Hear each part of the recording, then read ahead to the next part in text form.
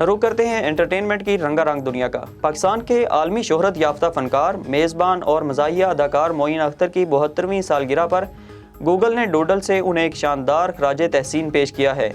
जैसे ही 23 दिसंबर का दिन खत्म हुआ, रात 12 बजे के बाद गूगल की स्क्रीन पर मोइन अख्तर का डूडल नुमायां हो गया। गूगल ने कई मॉडलों के टीवी पर अपना नाम और मोइन अख्तर के किरदारों वाली तस्वीर दिखाई हैं।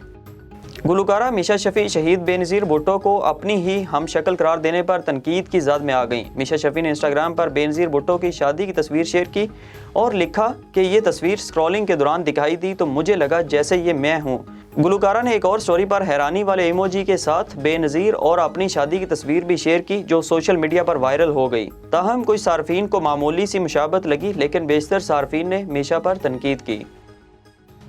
भारतीय मीडिया में खबरें गर्दिश कर रही हैं कि बॉलीवुड के मिस्टर परफेक्शनिस्ट आमिर खान और दंगल स्टार फातिमा सना शेख खुफिया तौर पर शादी के बंधन में बंध गए हैं। आमिर खान और उनकी साबिक अहलिया किरण राव ने तकरीबन 15 बरस तक शादीशुदा रहने के बाद रवां बरस अगस्त में अपनी राहें जुदा कर ली थीं। दोनों की तलाक की वजह अदाकारा फातिमा सना शेख को करार दिया जा रहा था, जो फिल्म दंगल में आमिर खान की बेटी बनी थी। अब आमिर खान की तीसरी शादी के हवाले से कई खबरें सामने आ रही हैं।